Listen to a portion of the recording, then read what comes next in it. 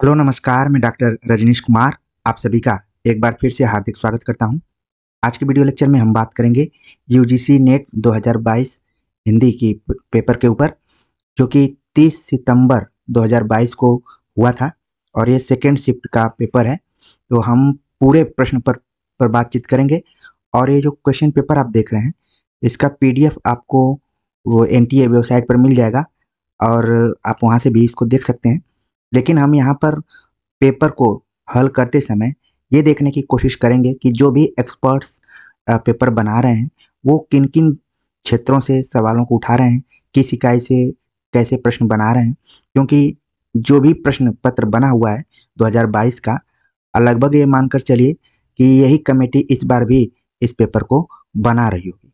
तो इससे हमें एक आइडिया लगेगा कि कैसे हमें पढ़ना है, क्योंकि पढ़ने के लिए तो बहुत सारी चीज़ें पढ़ी जा सकती हैं, लेकिन सही दिशा में पढ़ना भी बहुत ज़्यादा ज़रूरी है।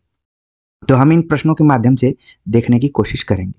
पहला प्रश्न है, यहाँ पर पूछा गया कि निम्नलिखित में से आर्य भाषाओं में शामिल नहीं है।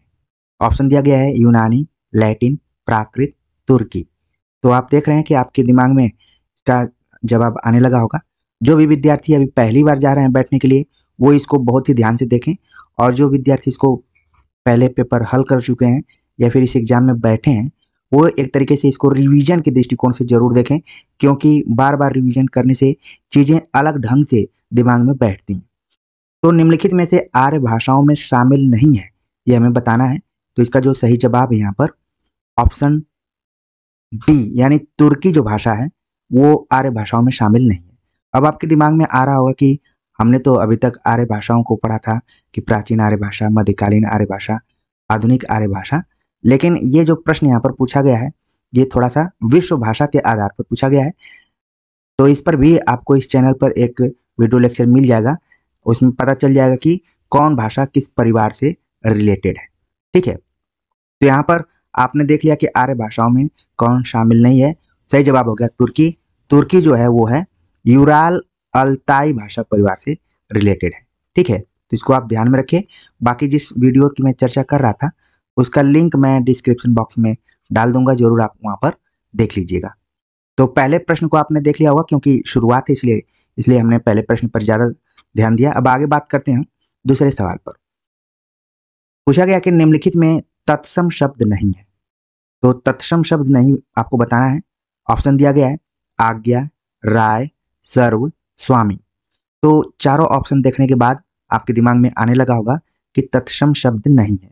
इसका जो सही जवाब है यहाँ पर ऑप्शन दूसरा, राय शब्द जो है वो तत्सम नहीं है, ये तद्भव है। बाकी आप देख रहे हैं कि विकल्प के आधार पर आज्ञा, सर्व, स्वामी, ये तीनों शब्द क्या है, तत्सम है, और हमें बताना था कि तत्सम नहीं है। तो इस तरीके से इसका सही जवाब हो गया ऑप्शन दूसरा। आप अपने कॉपी पर नोट करते जाइए कि सवाल कहाँ कहाँ से बन रहे हैं।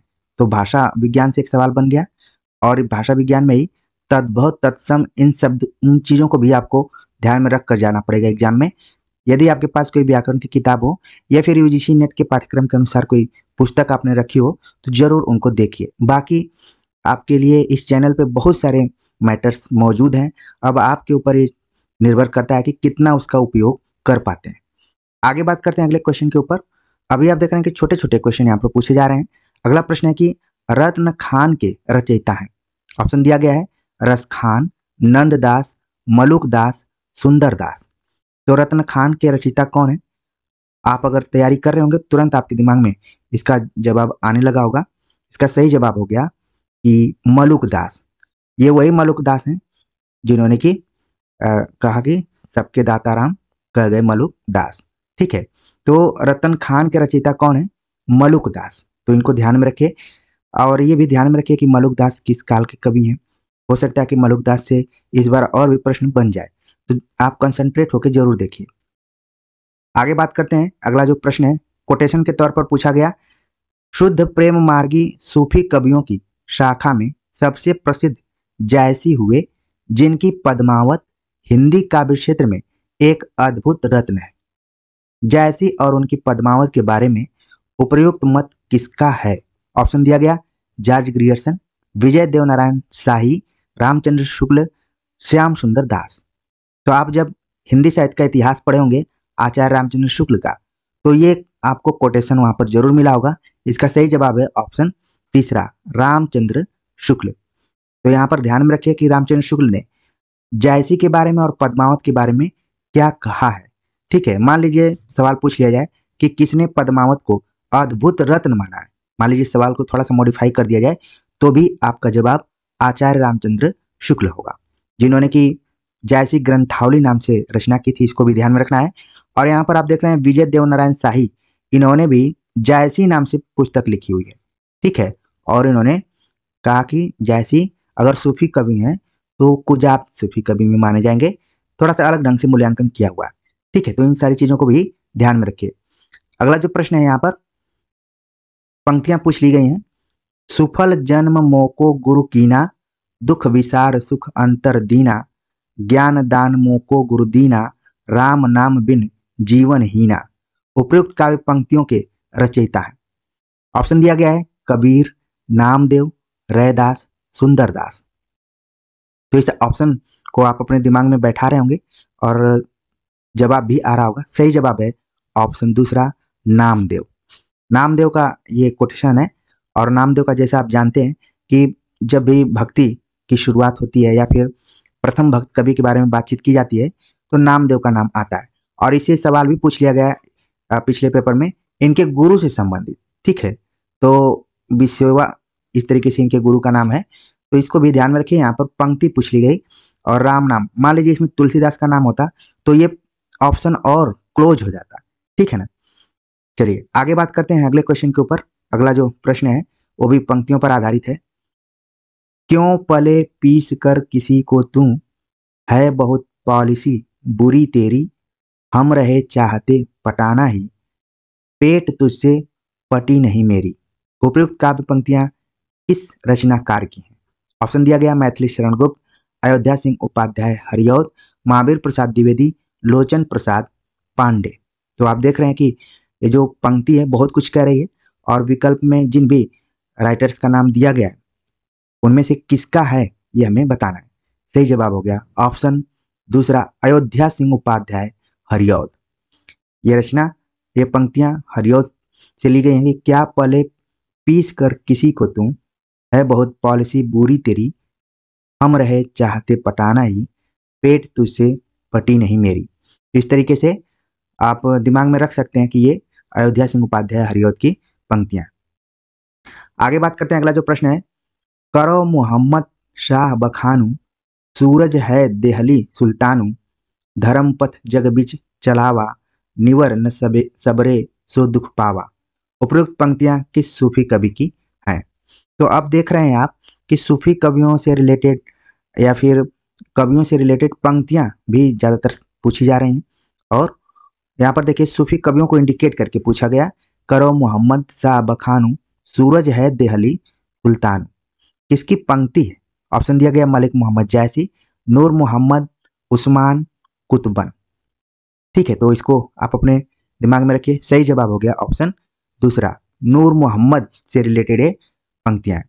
अच्छा, नूर मोहम्मद की खास विशेषता ये भी रही है कि इन्होंने हिंदी में लिखने की कोशिश की थी और इनका विरोध किया गया था सूफी कवियों द्वारा। और एक और सवाल इनसे बनता है कि इन्होंने चौपाई बरवे का शायद प्रयोग किया हुआ था, इन्होंने कुछ चेंज किया था अपने शैली में, तो उस चेंजिंग को भी ध्यान में रखिए। ठीक है, चलिए आगे बात करते हैं अगले क्वेश्चन के ऊपर।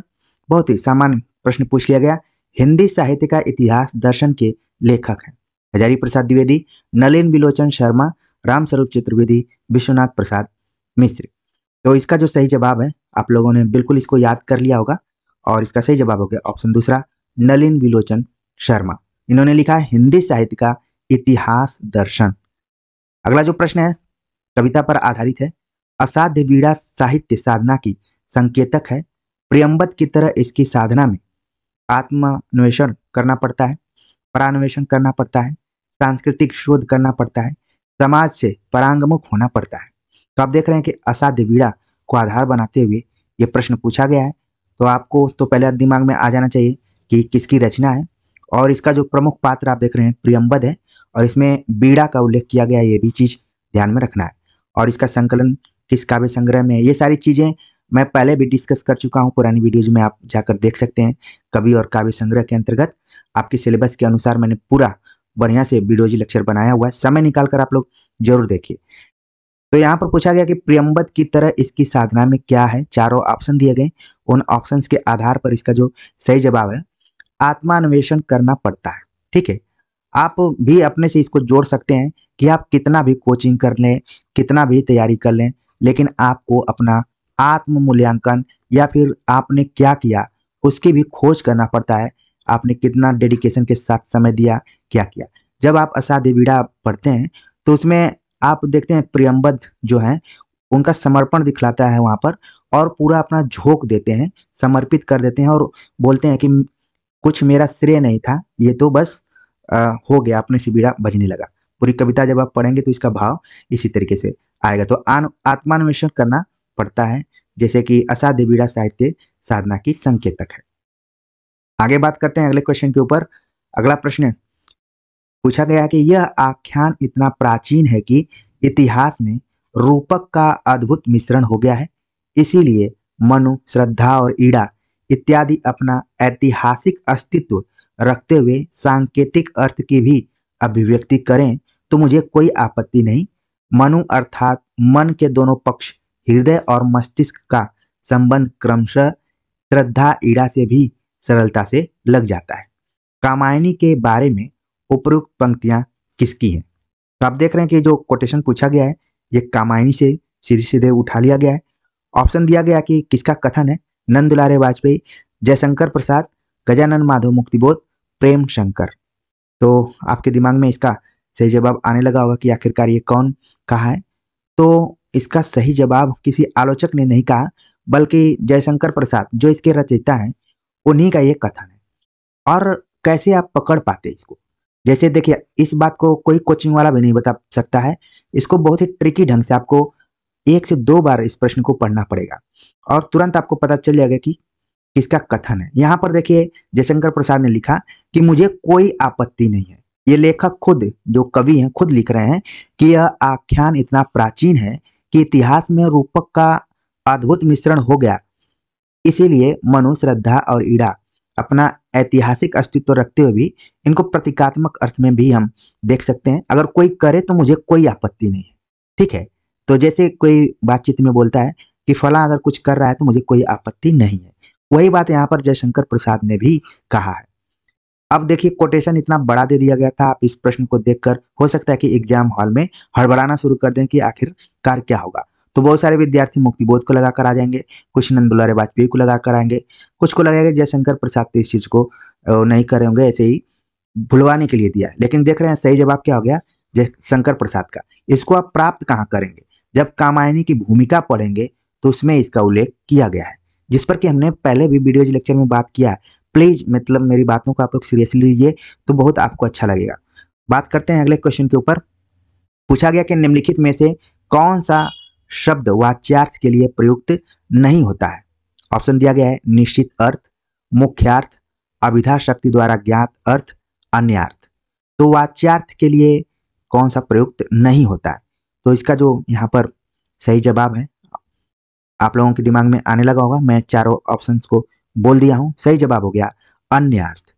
ठीक है, वाच्यार्थ का जो अर्थ प्रयुक्त नहीं होता है वो हो गया अन्य अर्थ। यानी कि आपको ध्यान में रखना है कि वाच्यार्थ का एक निश्चित अर्थ होता है, मुख्यार्थ होता है, अभिधा शक्ति द्वारा ज्ञात अर्थ होता है। ये ठीक वैसे ही है कि अनेकार्थी शब्दों का जैसे हम याद करते हैं कि शब्द एक है और उसके अनेक अर्थ दिख जाते हैं, तो वैसे ही शब्द वाच्यार्थ के लिए इन तीनों का प्रयोग किया जाता है, अन्य अर्थ इसमें नहीं है। आगे बात करते हैं अगले क्वेश्चन के ऊपर। पूछा गया कि प्लेटो के निम्नलिखित ग्रंथों में आलोचनात्मक सामग्री की दृष्टि से कौन सा ग्रंथ अधिक उपादेय नहीं है। ऑप्शन दिया गया है फिलेबुस, फेद्रुस, इओन, रिपब्लिक। तो यहाँ पर पहले तो आपको ध्यान में रखना है प्लेटो के ग्रंथों के बारे में कि कौन सा इसका ग्रंथ है। तो यहाँ पर क्या हो गया कि फिलेबुस नाम का जो ग्रंथ है इसमें आलोचनात्मक सामग्री की दृष्टि से अधिक उपादेय नहीं है। और फेद्रुस, इओन, रिपब्लिक ये तीनों महत्वपूर्ण रचनाएं हैं प्लेटो की। तो आगामी परीक्षा के दृष्टिकोण से इनको जरूर ध्यान में रखिए, हो सकता है कि अगली बार इन्हीं सबका नंबर हो। आगे बात करते हैं अगले प्रश्न के ऊपर। यह कथन शक्ति, व्युत्पत्ति और अभ्यास समन्वित रूप में काव्य हेतु है, निम्नलिखित में से किसका है? शक्ति, व्युत्पत्ति और अभ्यास समन्वित रूप में काव्य हेतु है, किसका कथन है? ऑप्शन दिया गया है हेमचंद, मम्मट, दंडी, विश्वनाथ। तो इसमें से हमें बताना है कि ये किसका कथन हो सकता है। सही जवाब हो गया इसका ऑप्शन दूसरा, मम्मट। अगर आप काव्य हेतुओं के बारे में बात करेंगे तो काव्य हेतु के संदर्भ में मम्मट का मानना है शक्ति, व्युत्पत्ति और अभ्यास को मिलाकर जो निर्मित होता है वही काव्य हेतु है। इसके अतिरिक्त आप देखेंगे मम्मट का जो काव्य प्रयोजन है वो काफी इंपॉर्टेंट है, खूब परीक्षाओं में पूछा जाता है। पहले तो पूछ लिया जाता है कि कितने माने हैं और उसमें से पूछ लिया जाता है कौन है कौन नहीं है, इसलिए काव्य प्रयोजन को भी आप जरूर ध्यान में रखकर जाइए। आगे बात करते हैं अगले क्वेश्चन के ऊपर। पूछा गया है कि निम्नलिखित में से कौन सी विशेषता सिर्फ गौण कल्पना की है? यानी कि जब आप कल्पना का सिद्धांत पढ़ेंगे कॉलरिज का, तो उसमें कल्पना और गौण कल्पना की बात की गई है। ठीक है, ये भी पाश्चात्य काव्य शास्त्र से इनडायरेक्टली यहाँ पर सवाल पूछा गया है। गौण कल्पना की विशेषता सिर्फ कौन सी विशेषता सिर्फ गौण कल्पना की है? ऑप्शन दिया गया अचेतन, संगठन, अनैच्छिक, विघटन। तो आपके दिमाग में इसका जवाब आने लगा होगा और कई विद्यार्थियों को होगा कि आखिरकार क्या है। सही जवाब है ऑप्शन डी यानी चौथा, विघटन। ठीक है, आगे बात करते हैं। अगला जो प्रश्न है, निम्नलिखित अस्तित्ववादी चिंतकों में से किसने सुपरमैन की कल्पना की है? सुपरमैन, वर्तमान समय में हम सुपरमैन के बारे में कई बार सुनते हैं। यहाँ पर देखिए सवाल पूछा गया कि निम्नलिखित अस्तित्ववादी चिंतकों में से किसने सुपरमैन की कल्पना की? ऑप्शन दिया गया है Kierkegaard, Sartre, Friedrich Nietzsche, Albert Camus. पहले तो आपको ध्यान में रखना है कि जितने भी नाम दिए गए हैं सब अस्तित्ववादी चिंतकों के अंतर्गत शामिल है। अब सुपरमैन की कल्पना किसने की थी? तो इसका जो सही जवाब हो गया वो हो गया फ्रेडरिक नीत्शे ने इसकी कल्पना की थी। तो जरूर आप ध्यान में रखिए सुपरमैन यानी कि नीत्शे। आगे बात करते हैं अगले प्रश्न के ऊपर। पूछा गया कि निम्नलिखित में से हिंद स्वराज्य के लेखक हैं। आप देख रहे हैं कि क्वेश्चन बहुत ट्रिकी पूछे जा रहे हैं, बहुत ऐसा भी नहीं है कि आपको परेशान होना है कि मैं क्या पढ़ूं, कोचिंग करूं कि नहीं करूं। आप जितना घबराते हैं उतना थोड़ा सा ध्यान लगाकर पढ़ देंगे तो बहुत मुश्किल है यहाँ पर क्वेश्चन नहीं। सुनिए सुनाए, देखिए आप यहाँ पर पूछा गया हिंद स्वराज्य के लेखक हैं। ऑप्शन दिया गया महात्मा गांधी, जमनालाल बजाज, महादेव देसाई, काशीनाथ त्रिवेदी। तो मेरे चैनल से ब्लाइंड बच्चे भी जुड़े हुए हैं तो इसलिए मुझे ऑप्शन पढ़ना पड़ रहा है, वरना आप तुरंत इसका सही जवाब बता देंगे कि ये तो पहला ऑप्शन ही सही है, महात्मा गांधी, हिंद स्वराज। लेकिन आगे की परीक्षा के लिए आपको ध्यान में रखना पड़ेगा कि इसका प्रकाशन वर्ष कब हुआ था। हो सकता है कि अगले एग्जाम में प्रकाशन वर्ष पूछ दे, तो इसको आपके लिए मैं छोड़ दे रहा हूं। आगे बात करते हैं अगले सवाल पे। पूछा गया कि रेवा तट समय के तथा पृथ्वीराज रासो के वे सारे छंद जिन्हें चंद्रबरदाई ने कवित्व संज्ञा दी है, वे छंद ग्रंथों में दिए हुए कवित्व के लक्षणों से नहीं मिलते। कवित्व संज्ञक वे छंद है सवैया, घनाक्षरी, रोला, छप्पय। तो बताया जा रहा है कि रेवा तट नाम का जो आपके पाठ्यक्रम में भी अंश लगा हुआ है उसमें चंद्रबरदाई ने कवित्व के बारे में बात की है। तो कौन सा ऑप्शन जो दिया गया है वो कवित्व के संज्ञक के रूप में है? कौन से छंद जो कवित्व के लक्षणों से नहीं मिलते हैं, कवित्व संज्ञक वे छंद कौन से हैं यहाँ पर हमें बताना है। तो इसको आपको डीपली थोड़ा सा रेवा तट देखना पड़ेगा। ठीक है, वैसे हम जब केवीएस की तैयारी कर रहे थे तो कवित्व के बारे में बताए थे कि ये किस तरीके का छंद है, कितनी कितनी मात्राएं, किस पर यति है, किस पे गति है। तो यहाँ पर इसका सही जवाब हो गया छप्पय की बात की गई है। छप्पय का अजायब घर भी कहा जाता है पृथ्वीराज रासो को, तो इसको ध्यान में आप जरूर रखिए। ठीक है, चलते हैं आगे बात करते हैं अगले क्वेश्चन के ऊपर। पूछा गया कि पौन चलत वह देह बढ़ावे, जल पीवत वह जीव गंवावे, है वह प्यारी सुंदर नार, नार नहीं पर है वह नार। इस पहेली का सही उत्तर है। तो जैसे आप देख रहे हैं पहेली इत्यादि की बात की जाए, मुकरियों की बात की जाए तो आपके दिमाग में सबसे पहले तो अमीर खुसरो का नाम आ जाना चाहिए। और इस पहेली का अर्थ क्या है? ऑप्शन दिया गया स्त्री, लता, नाली, आग। तो इन चारों ऑप्शंस में से हमें बताना है कि इसका सही जवाब क्या हो सकता है। सही जवाब हो गया ऑप्शन चौथा, आग इसका सही है पहली का उत्तर, कि पवन चलत वह देह बढ़ावे। आग जब लगती है तो हवा जब चलती है तो वो और भी तेजी से आगे बढ़ जाती है। जल पीवत वह जीव गंवावे, और जैसे उस पर पानी छिड़क देते हैं आग बुझ जाती है वह प्यारी सुंदर नार, नार नहीं पर वह है नार। ठीक है ना। तो ये पहेली के लिए जाने जाते हैं अमीर खुसरो, तो इसका सही जवाब हो गया आग।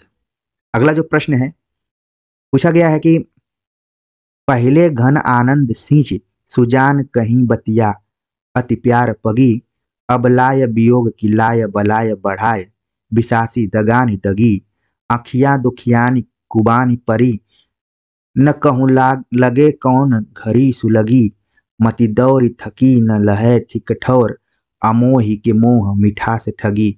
उक्त सवैया में प्रयुक्त लाय में कौन सा अलंकार है। आप देख रहे हैं कि इतना बड़ा कोटेशन दे दिया गया और अंत में पूछा जा रहा है कि ये सवैया है। इस चीज को ध्यान में रखिए, ये घनानंद की वैसे पंक्तियां हैं, सवैये में है, और ये पंक्ति कहाँ से उठा ली गई है, जो घनानंद कवित आपके सिलेबस में लगा हुआ है, पुस्तक है विश्वनाथ प्रसाद मिश्र की, वहीं से ये पंक्ति उठा ली गई है। और लाय नामक जो शब्द है इसमें कौन सा अलंकार है, वियोग की लाय बलाय।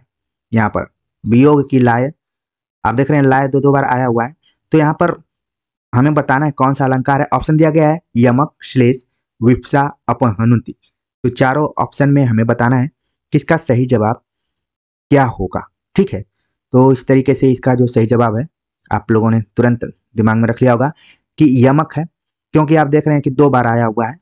ठीक है, जैसे कनक कनकते सौगना माँ देखता दिखाए, उसी टाइप से लाय वियोग की लाय बलाय, यहाँ पर शब्द दोबारा है और इनके अर्थ भी अलग अलग हो रहे हैं। तो इस तरीके से इसका जो सही जवाब हो गया वो हो गया आपका ऑप्शन पहला। आगे बात करते हैं अगले क्वेश्चन के ऊपर। आयो घोष बड़ो व्यापारी, ला दिखेप गुण ज्ञान जोग की, ब्रज में आय उतारी, फाटक दय कर हाटक मागत, होरे निपट सुधारी। उक्त पद में प्रयुक्त फाटक शब्द का अर्थ है। अच्छा, कई बार इसमें पूछ लिया जाता है अलंकार कौन सा है। ठीक है, रूपक अलंकार इसमें आपको कई बार देखने को मिला होगा, और तुरंत आपके दिमाग में आ गया होगा कि ये पंक्ति सब भ्रमर गीत सार से ली गई।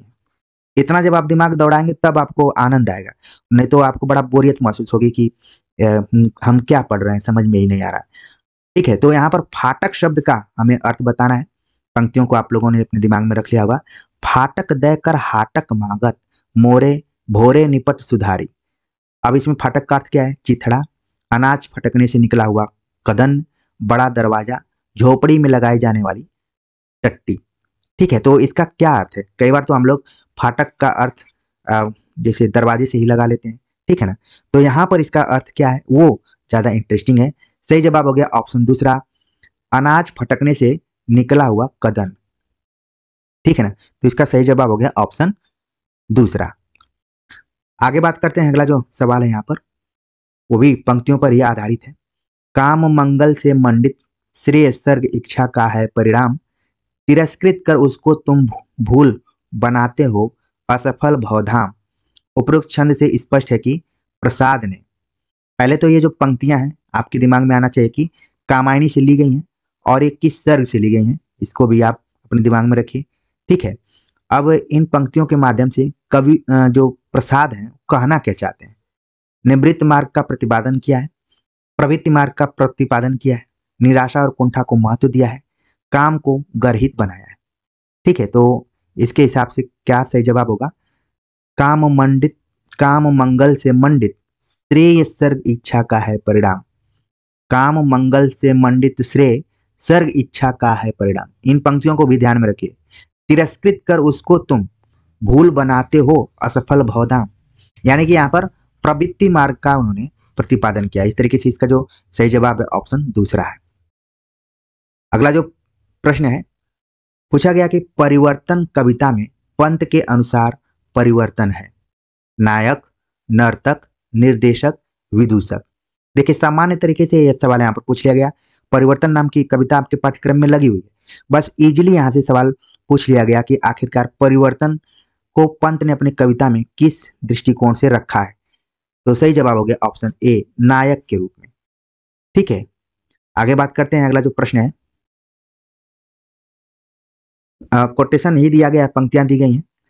अब आप इस बसंत को हिलो, यह दिन को तात की तरह तानता है, पेड़ों पर लाल लाल पत्तों के हजारों सुखतल्ले धूप में सींझने के लिए लटकाता है। उपयुक्त पंक्तियों में ध्वनित होता है। तो ये पंक्तियां तो पहले धूमिल की हैं, आप अपने दिमाग में रखिए। ठीक है, क्योंकि आपके सिलेबस में धूमिल लगे भी हैं। और यहाँ पर देखिए सवाल पूछा गया है कि इन पंक्तियों से क्या ध्वनित होता है। मोची राम मोची नहीं शायर है, मोची राम नए बिंबों और प्रतीकों में बात करता है, मोची राम बसंत का बयान अपने पेशे की भाषा में करता है, मोची राम जिंदगी को किताबी ढंग से जीता है। तो हमें यहाँ पर बताना है कि आखिरकार मोती जो मोची राम है उसका क्या रोल है। सही जवाब हो गया ऑप्शन तीसरा, मोची राम बसंत का बयान अपने पेशे की भाषा में करता है। और यहाँ पर जो पंक्तियां दी गई हैं ये बसंत के बारे में कि अब आप इस बसंत को ही लो, यानी कि ये जो पहले कथन आप ध्यान में रखिए कि मोचीराम का है। ठीक है, और एक कविता जो है वो धूमिल की है, किस संग्रह में है, ये सारे तथ्यों को हमने पहले वीडियो लेक्चर में बताया हुआ है, जरूर समय निकाल कर आप लोग देखिए। अगला जो प्रश्न है ये भी पंक्तियां पर ही आधारित है। डूब बची लक्ष्मी पानी में, सती आग में पैठ, जिए उर्मिला करे प्रतीक्षा, सहे सभी घर बैठ, विधि से चलता रहे विधान। उपयुक्त काव्य पंक्तियों में स्त्री की किस मानसिकता का वर्णन हुआ है। उर्मिला को आधार बनाते हुए तो आपके दिमाग में तुरंत आना चाहिए कि ये साकेत से पंक्तियों को उठा लिया गया है और उर्मिला के दृष्टिकोण से पूछा गया कि स्त्री के किस मानसिकता के बारे में यहाँ पर बात की गई है। ऑप्शन दिया गया है, स्त्री की दुनिया घर तक सीमित है, स्त्री सामाजिक विधान को तोड़ने के लिए उद्यत है, स्त्री विपरीत परिस्थितियों का सामना करने में सक्षम है, स्त्री अपने दुख को उत्सव धर्मी बनाना चाहती है। अच्छा देखिए, ये प्रश्न आप टाइमर के हिसाब से इसको नहीं कर पाएंगे, इसको पढ़ना पड़ेगा 1 से 2 बार। ठीक है, तो इसका सही जवाब यहाँ पर है पहला, स्त्री की दुनिया घर तक सीमित है। डूब बची लक्ष्मी पानी में, सती आग में पैठ, जिए उर्मिला करे प्रतीक्षा, सहे सभी घर बैठ, विधि से चलता रहे विधान। तो ये स्त्री की किस मानसिकता के बारे में बताया गया इसमें कि स्त्री की दुनिया घर तक सीमित है, बाकी जो चीजें हैं वो सब गलत है यहाँ पर। ठीक है, तो इस तरीके से ऑप्शन पहला इसका सही जवाब है। अगला जो प्रश्न है उस पर बात करते हैं। पूछा गया कि यह एक ऐसा इतिहास है जो लोकमानस की भागीरथी के साथ बहता, पनपता और फैलता है और जन सामान्य के सांस्कृतिक पुख्तापन में जिंदा रहता है। उपरोक्त वक्तव्य निम्नलिखित में से किस उपन्यास के आरंभ में रचनाकार के द्वारा लिखा गया है। आप देख रहे हैं कितना मॉडिफाई ये क्वेश्चन, क्रिएटिव ढंग का क्वेश्चन बनाने की कोशिश की गई है। और इसी तरीके के क्वेश्चंस जो होते हैं वो रटंत वाले क्वेश्चन से अलग हो जाते हैं। अब पूछा गया कि ये जो कोटेशन है ये किस उपन्यास के आरंभ में लिया गया। ऑप्शन दिया गया जिंदगी नामा, दिलो दानिश, समय सरगम, मित्रों मरजानी। तो पहले तो उपन्यास की जो भूमिका है आपके दिमाग में होनी चाहिए कि आखिरकार ये कहाँ से लिया गया। सही जवाब है ऑप्शन पहला, जिंदगी नामा।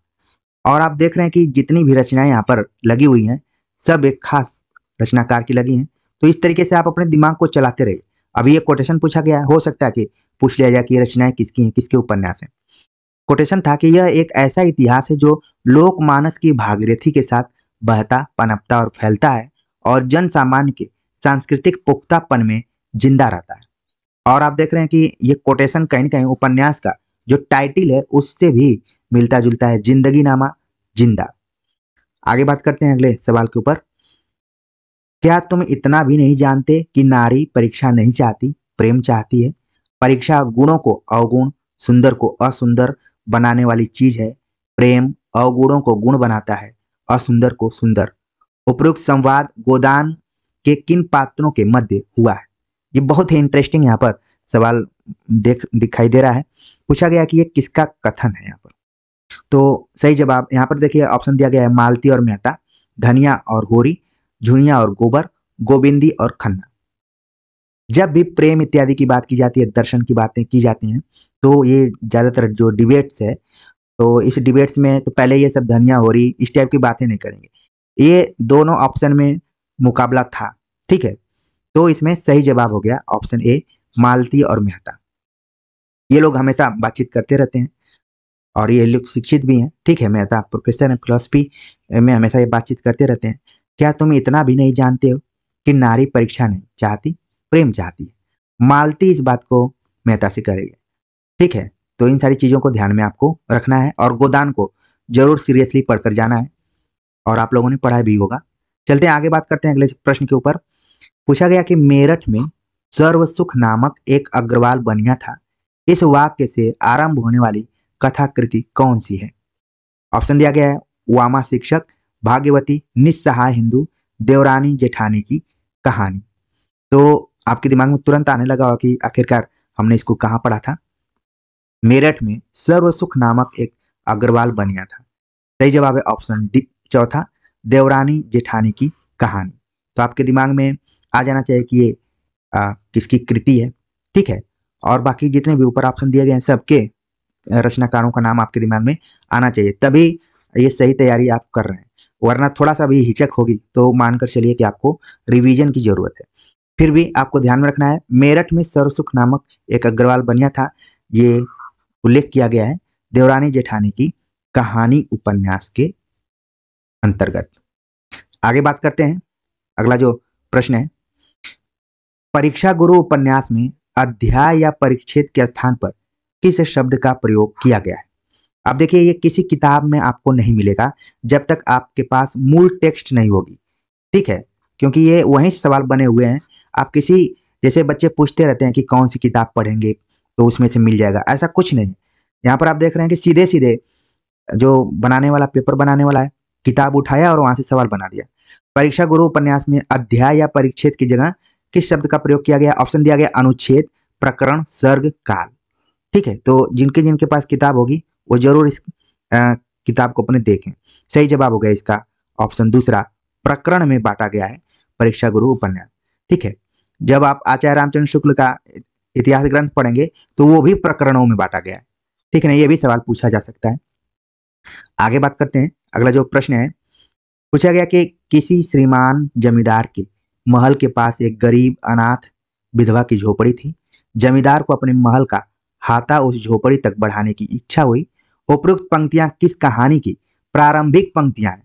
एक चीज आपको ध्यान में रखना है कि हमने 3-4 प्रश्नों को देखा और उसमें बताया, पूछा जा रहा है कि प्रारंभिक पंक्तियां कौन है, प्रारंभिक पंक्तियां कौन है।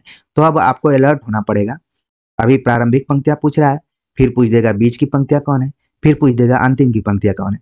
तो इससे बढ़िया है कि आप तीनों तरीके के प्रश्नों को अपने दिमाग में रखिए। फिलहाल यहाँ पूछा गया ये कोटेशन देकर कि किसकी पंक्तियां हैं, तो आपके दिमाग में तुरंत आ गया होगा कि हमने एक टोकरी भर मिट्टी में इसको पढ़ा था। फिर भी हम इसको पढ़ते हैं, एक टोकरी भर मिट्टी, पूस की रात, संबदिया ठाकुर का कुआं। तो इसका सही जवाब यहाँ पर, जैसा कि मैंने बोल ही दिया, कि एक टोकरी भर मिट्टी है। और जब आप पढ़ेंगे तो इसमें भी जमींदार की बात आती है और बूढ़ी है और एक बच्ची भी है, ठीक है ना। चलते हैं आगे, बात करते हैं अगले क्वेश्चन के ऊपर। ईदगाह कहानी में मोहसिन मेले से कौन सा खिलौना खरीदता है। ईदगाह कहानी में मोहसिन मेले से कौन खिलौना खरीदता है। ऑप्शन दिया गया वकील, सिपाही, खंजरी, भिश्ती। क्या खरीदा था वो। सही जवाब है इसका ऑप्शन चौथा, भिश्ती खरीदा था मोहसिन। देखिए यहाँ पर मोहसिन से सवाल आ गया, नहीं तो सवाल हामिद से भी पूछा जा सकता था, आगे हो सकता है कि पूछा जाए। आगे बात करते हैं अगले सवाल पे। पूछा गया कि चंद्रधर शर्मा गुलेरी द्वारा रचित कहानी नहीं है। कछुआ धर्म, उसने कहा था, बुद्धू का कांटा, सुखमय जीवन।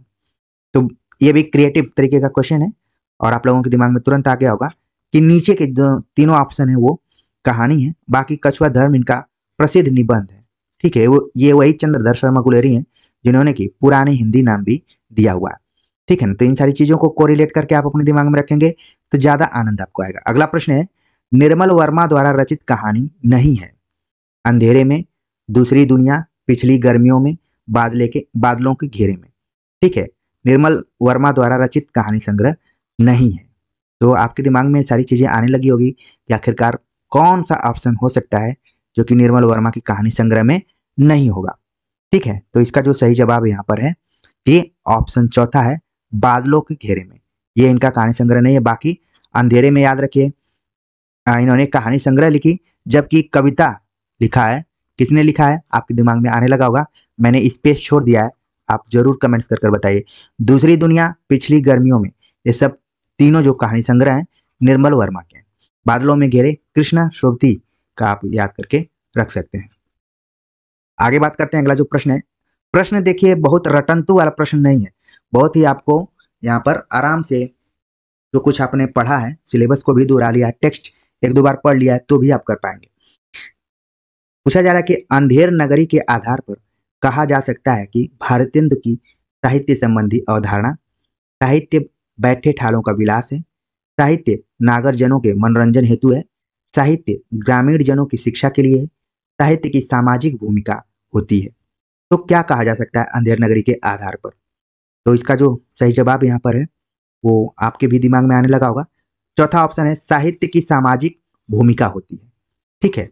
और यहाँ पर देखिए साहित्य बैठे ठालों का विलास है, खासतौर से ये प्रयोगवाद के संदर्भ में इस बात को कहा गया था, उसी से ऑप्शंस को जोड़ दिया गया है। लेकिन आपको ध्यान में रखना है कि साहित्य की सामाजिक भूमिका होती है, ऐसा मानना था भारतेंदु हरिश्चंद्र का।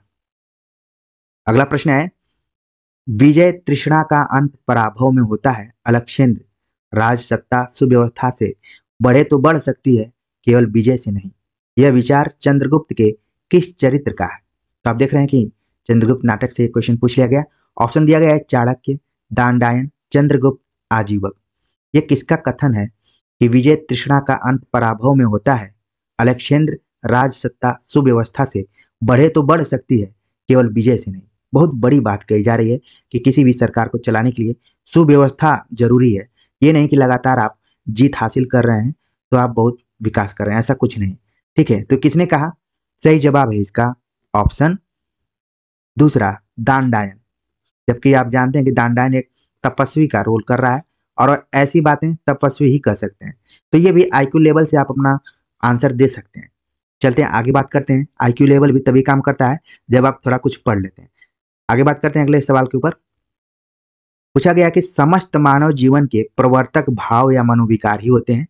मनुष्य की प्रवृत्तियों की तह में अनेक प्रकार के भाव ही प्रेरक के रूप में पाए जाते हैं। शील या चरित्र का मूल भी भावों के विशेष प्रकार के संगठन में ही समझना चाहिए। उपरोक्त पंक्तियां किस निबंध से उद्धृत हैं?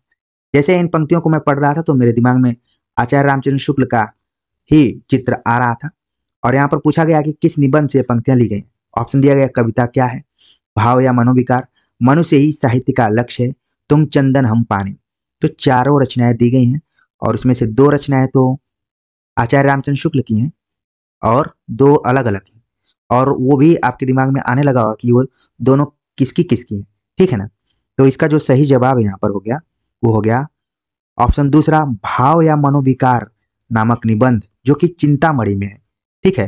तो इस तरीके से अपना दिमाग दौड़ाइए, चिंतामणि में है और चिंतामणि कितने भागों में है, ठीक है, संपादन कौन कौन किया है, क्योंकि हो सकता है कि आगे परीक्षा में ये सारे सवाल आ जाएं। मनुष्य ही साहित्य का लक्ष्य है, ये जैसा कि आप पढ़े होंगे हजारी प्रसाद द्विवेदी का है, ठीक है। तुम चंदन हम पानी विद्यानिवास मिश्र का है। तो ये इस तरीके से आप अपने दिमाग में जरूर ध्यान में रखिए, यहीं से सवाल तो बनेंगे और कहाँ से सवाल पूछे जाएंगे। अगला जो प्रश्न है, पूछा गया कि युगों के अनवरत प्रवाह में बड़े बड़े साम्राज्य बह गए, संस्कृतियां लुप्त हो गईं, जातियां मिट गईं, संसार में अनेक असंभव परिवर्तन संभव हो गए, परंतु भारतीय स्त्रियों के ललाट में विधि की वज्रलेखनी से अंकित अदृष्ट लिपि नहीं धुल सकी। उपरोक्त पंक्तियों के रचनाकार हैं सुभद्रा कुमारी चौहान, महादेवी वर्मा, हजारी प्रसाद द्विवेदी, भारतेंदु हरिश्चंद्र। तो ऐसे प्रश्न जो थोड़ा लंबे हों और बहुत कुछ कह रहे हों तो थोड़ा सा ध्यान रखना पड़ेगा कि किसका हो सकता है, ठीक है। तो इस यहाँ पर जो इसका सही जवाब है वो है चारों ऑप्शन के आधार पे कि महादेवी वर्मा, ठीक है। महादेवी वर्मा, क्योंकि इसमें स्त्रियों की बात की गई है, ठीक है ना, तो ध्यान में रखना है कि महादेवी वर्मा का ये कथन है। आगे बात करते हैं अगले क्वेश्चन के ऊपर। जैसन कहत बाड़ा जोगी, वैसन बढ़त बाड़े रोगी, बढ़ ससतिया सहबा राम। उपयुक्त पद किस आत्मकथा में उद्धृत है? मुर्दहिया तिरस्कृत हादसे आप हुदरी, ठीक है। तो यहाँ पर आप कोटेशन को देखने से तुरंत आपके दिमाग में आने लगा होगा कि इसमें भोजपुरी के शब्दावलियों को रखा गया है, तो ये किसका हो सकता है? ठीक है, तो चारों ऑप्शंस के हिसाब से इसका जो सही जवाब यहाँ पर है कि ये है मुर्दहिया से लिया गया है। ठीक है, तो इस तरीके से इसको आप ध्यान में रखिए। और ये किसका है? तुलसी राम का है, तुलसीदास का नहीं है। ठीक है, मुर्दहिया को ध्यान में रखिए। मुर्दहिया के अलावा तुलसी राम की एक और खास रचना है जो कि परीक्षाओं के दृष्टिकोण से बहुत ही इंपॉर्टेंट है, मणिकर्णिका। जब मुर्दहिया आप पढ़ेंगे तो इसमें कई जगहों पे इस तरीके से आपको गीत इत्यादि भी दिखाई पड़ते हैं, लोकगीत। अगला प्रश्न है कि अरे यायावर रहेगा याद किस विधा की रचना है? यात्रा साहित्य, आत्मकथा, रिपोर्टाज, डायरी।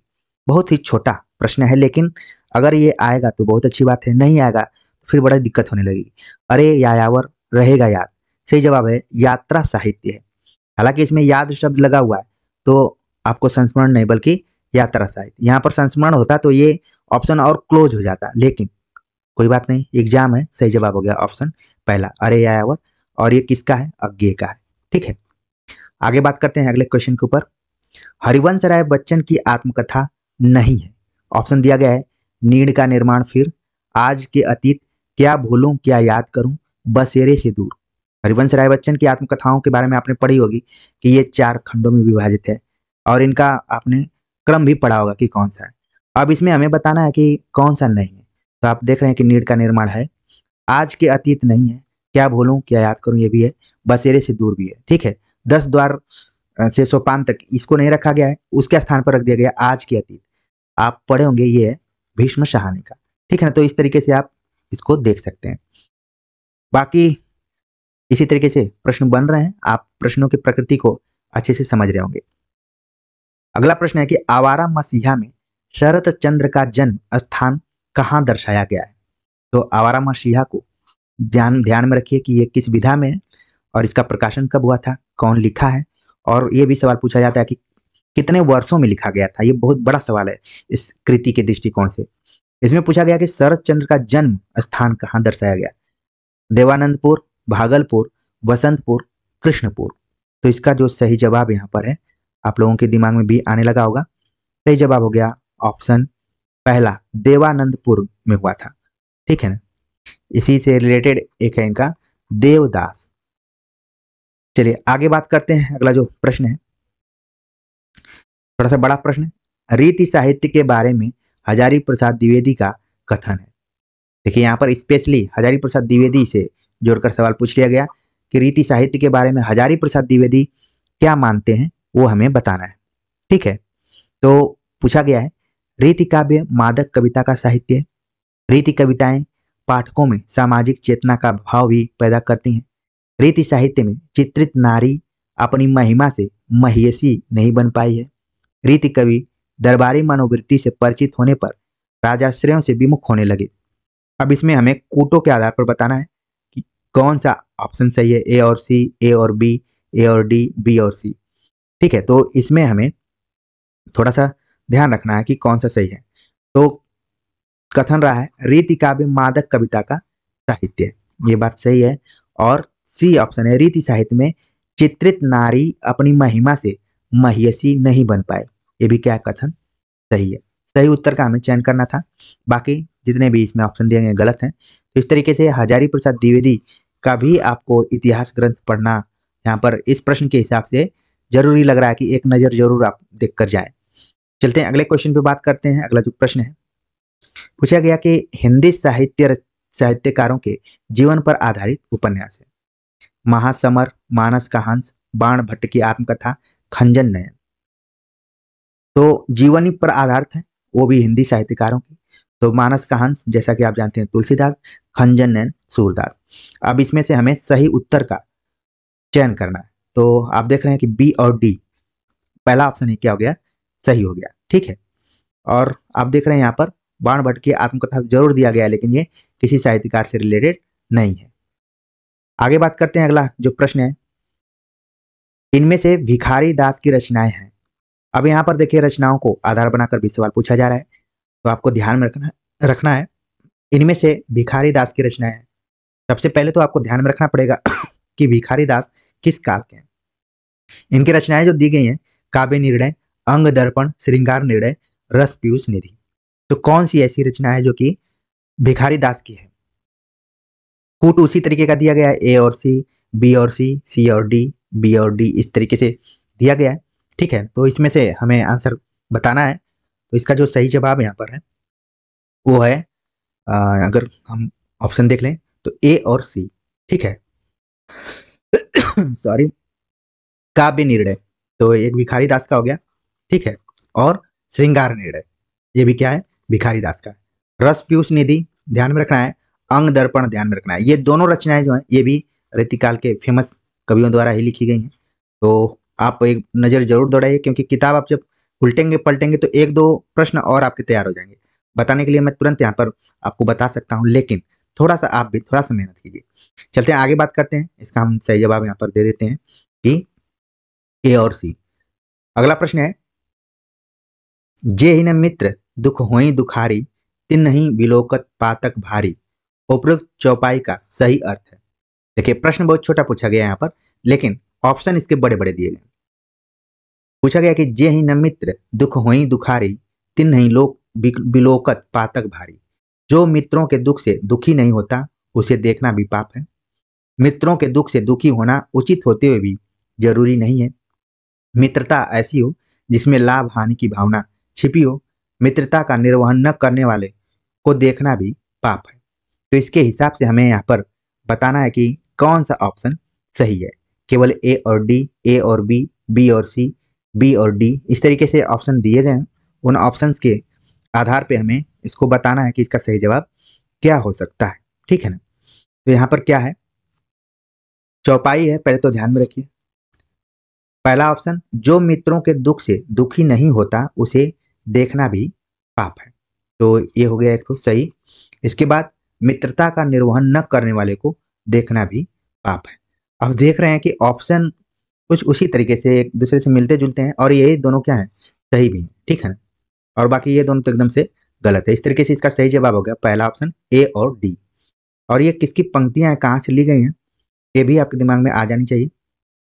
तुलसीदास की ये पंक्तियां, चौपाई है तो। ठीक है, आगे बात करते हैं अगले सवाल पे। अगला सवाल है कि भारतेंदु हरिश्चंद्र की रचनाएं नहीं है। सतसई श्रृंगार, प्रेम माधुरी, उमर खयाम की रुबाइयां, जार्ज वंदना। तो भारतेंदु हरिश्चंद्र की रचनाएं कौन सी नहीं है, हमें सही उत्तर का चयन करना है। ठीक है, तो इस हिसाब से हमें देखना है कि ए और सी, बी और डी, ए और बी, सी और डी, इस तरीके से दिया गया है, और कौन सी रचना है वो हमें बताना है। तो यहाँ पर कौन सी रचना नहीं है इसको बताना है हमें। ठीक है, तो सतसई श्रृंगार यहाँ पर जो दिया गया है, सतसई श्रृंगार तो इनकी रचना है। इसके बाद प्रेम माधुरी, ठीक है, प्रेम माधुरी भी रचना है। यहाँ पर उमर खयाम की रुबाइयाँ, आप अगर अगर आप पढ़े होंगे, जब हालाबाद पढ़ेंगे तो वहाँ पर इसका जिक्र किया गया है। और डी जो है, जार्ज वंदना, ये दोनों रचनाएं भारतेंदु हरिश्चंद्र की नहीं है। बाकी सतसई श्रृंगार और प्रेम माधुरी को आपको ध्यान में रखना है। और एक तो कई बार सवाल, अगर आप पिछले साल के क्वेश्चन पेपर को हल किए होंगे तो सतसई को आधार बनाकर सवाल पूछे गए हैं कि कितने कवियों ने सतसई लिखी है, जैसे यमक सतसई, बिहारी सतसई, सतसई श्रृंगार, इस तरीके से बहुत सारी रचनाएं। तो इसका उत्तर हो गया ऑप्शन चौथा, केवल सी और डी जो ऑप्शन दिया गया है वो नहीं है भारतेंदु की रचनाओं में। आगे बात करते हैं, अगला जो प्रश्न है, शाब्दिक व्यंजना के प्रकार है। तो यहाँ पर शब्द शक्तियों से संबंधित प्रश्न पूछ लिया गया। शाब्दिक व्यंजना के प्रकार है, आर्थी व्यंजना, लक्षणामूला, अभिधामूला, लक्ष्य संभवा। ऑप्शन में से हमें सही कूट के आधार पर बताना है कि ए और बी, बी और सी, ए और डी, सी और डी, इस तरीके से दिया गया है, उसी में से हमें बताना है। तो इसका सही जवाब हो गया यहाँ पर पूछा गया कि प्रकार है। ठीक है ना? तो बी और लक्षणामूला और अभिधामूला, ये जो प्रकार हैं वो है शाब्दिक व्यंजना के। ठीक है, तो इस तरीके से आप अभिधा, लक्षणा और व्यंजना को जरूर परीक्षा से पहले एक बार अपने दिमाग में दौड़ा कर जाइए। इसका सही जवाब यहाँ पर ऑप्शन दूसरा हो गया। अगले प्रश्न पर बात करें तो अगला प्रश्न यहाँ पर पूछा गया है, आइए रिचर्ड्स की दृष्टि में काव्य भाषा की विशेषताएं हैं।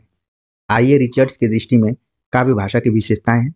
छद्म कथन की प्राथमिकता, सूचनात्मक अर्थ की प्राथमिकता, रागात्मक अर्थ की प्राथमिकता, तथ्यात्मक अर्थ की प्राथमिकता। तो का, और इसमें भी हमें कूट का यहाँ पर इस तरीके के प्रश्नों को पढ़ते हुए आपको थोड़ा टाइम भी लगता है और ऊपर नीचे भी देखना पड़ता है कि ऐसा तो नहीं है कि कहीं ऑप्शन खत्म हो गया फिर नीचे कर्सर को ले जाना पड़ता है। सही विकल्प कौन सा है इसमें हमें बताना है। तो आप देख रहे हैं कि इसका जो हम देख लेते हैं, आइए रिचर्ड्स की दृष्टि में काव्य भाषा की विशेषताएं हैं वो है छद्म कथन की प्राथमिकता और रागात्मक अर्थ की प्राथमिकता। ये दोनों क्या है, सही उत्तर है इसके, और बाकी जो है ऑप्शन गलत है। इस तरीके से इसका जो सही जवाब हो गया ऑप्शन तीसरा हो गया ए और सी। अगला प्रश्न है, रेवा तट समय में वर्णित गजनी नरेश की मुक्ति से संबंधित कौन सी बातें सही हैं। गजनी नरेश के आमि, आमिरों ने गजनी नरेश के अमीरों ने दंड स्वरूप हाथी घोड़े और मणि माणिक के देकर गोरी को बंदी गृह से मुक्त कराया। खिज्र खां और दूसरे सुल्तानों के दबाव में आकर पृथ्वीराज चौहान ने गोरी को मुक्त किया। सुलह और शांति स्थापित करके पृथ्वीराज ने गजनी नरेश को ससम्मान उसके घर भेजा। पृथ्वीराज ने गजनी नरेश को पुनः युद्ध न करने की चेतावनी देकर भगा दिया। तो रेवा तट को आपको इसका मतलब बहुत ही अच्छे से पढ़ने के बाद ही इस तरीके के प्रश्नों को आप सॉल्व कर पाएंगे। ठीक है, ऑप्शन बी नीचे दिया गया है कि ए और बी और सी, बी और सी और डी, इस तरीके से दिया गया है, उसमें से हमें बताना है। ठीक है, तो यहाँ पर क्या हो गया कि गजनी नरेश के अमीरों ने दंड स्वरूप हाथी घोड़े और मणि माणिक के देकर गोरी को बंदी गृह से मुक्त कराया। ठीक है, इसके बाद इसका जो यहाँ पर है सी ऑप्शन, सुलह और शांति स्थापित करके पृथ्वीराज ने गजनी नरेश को ससम्मान उसके घर भेजा। तो इस प्रश्न को आप आगे की परीक्षा के दृष्टिकोण से भी दिमाग में रखिए, हो सकता है रिवीजन भी हो जाए, क्योंकि प्रश्न बनेंगे कैसे, क्योंकि 3-4 बार से एनटीए नेट ने एग्जाम लिया है, तो उसी पैटर्न पर धीरे धीरे रिपीटेशन की संभावना बढ़ेगी। तो इसका जो सही जवाब यहाँ पर है ऑप्शन दूसरा है। अगला प्रश्न हो गया, सुखिया सब संसार है, खाए और सोवे, दुखिया दास कबीर है, जागे और रोवे। इस कविता के सही प्रतिपाद्य हैं। संसार के प्रति लोग भौतिक रूप से सुखी और समृद्ध हैं। आर्थिक अभाव के कारण कबीर दुखी थे। कबीर को संसार की नश्वरता का बोध था, इसीलिए उनमें इससे मुक्त होने की तड़प थी। दुनिया के लोग संसार की नश्वरता के बारे में जानते हुए भी बेपरवाह थे। नीचे दिए गए विकल्पों में से हमें सही जवाब बताना है कि आखिरकार क्या हो सकता है इसका सही जवाब। तो यहाँ पर क्या है कि कबीर को संसार की नश्वरता का बोध था, इसीलिए वो मुक्त होना चाहते थे, तड़प थी उनके अंतर्गत, और दुनिया के लोग संसार की नश्वरता के बारे में जानते हुए भी बेपरवाह थे। तो इस तरीके से इसका जो सही जवाब हो गया सी और डी। ठीक है, अगला जो प्रश्न है, आए जोग सिखावन पांडे पद से संबंधित सही तथ्य है। गोपियां खुश होकर कहती हैं कि पंडित जी हमें ज्ञान देने आए हैं, हमारे परम धाम कृष्ण हैं और हम सब उन्हीं से प्रेम करती हैं। दूध घी और भात खाने से भूख मिटती है, हवा खाने से नहीं। गोपियां कहती हैं कि उद्धव जी हमारे गांव में चोर पकड़ने आए। इसमें से अब हमें क्या बताना है, आए जोग सिखावन पांडे, पूरे पद के बारे में ही आपको दिमाग में रखना पड़ेगा कि आगे की और क्या क्या पंक्तियां रही हैं। ठीक है, नीचे दिया गया कि ए और बी और सी और डी, वही सब विकल्प दिए गए हैं, बी और डी। तो इसका जो सही जवाब यहाँ पर है कि आये जोग सिखावन पांडे, यानी कि हमारे परम धाम कृष्ण हैं और हम उन्हीं से प्रेम करती हैं। और इसके बाद यहाँ पर है, ठीक है, इसके बाद है यहाँ पर कि दूध घी और भात खाने से भूख मिटती है, हवा खाने से नहीं। क्योंकि जैसा कि आप जानते हैं कि सगुण और निर्गुण का यहाँ पर खंडन मंडन किया गया है। जो उद्धव हैं वो निर्गुण के तरफ से हैं और जो गोपियां हैं वो सब सगुण का समर्थन करती हैं। तो वही यहाँ पर बातें कही गई हैं बहुत ही तार्किक ढंग से। ठीक है, तो इस तरीके से इसका सही जवाब हो गया ऑप्शन दूसरा। तो हमने इस पार्ट में कुल 50 प्रश्नों पर विचार किया है और प्रश्नों की प्रकृति को समझने का प्रयास किया। और क्योंकि मैं थोड़ा धीरे धीरे इसलिए पढ़ा रहा हूँ कि आप चीज़ों को समझें, क्योंकि जल्दीबाजी में आगे बढ़ेंगे तो हो सकता है कि क्वेश्चन तो पूरा हो जाए लेकिन चीज़ें समझ में न आए। तो उम्मीद है कि आप सभी को अच्छा लगा होगा, आप अपनी तैयारी को विश्वास के दृष्टिकोण से करते रहेंगे। तो कमेंट्स कर जरूर बताइएगा। मिलते हैं इसके अगले पार्ट के साथ, तब तक के लिए नमस्कार।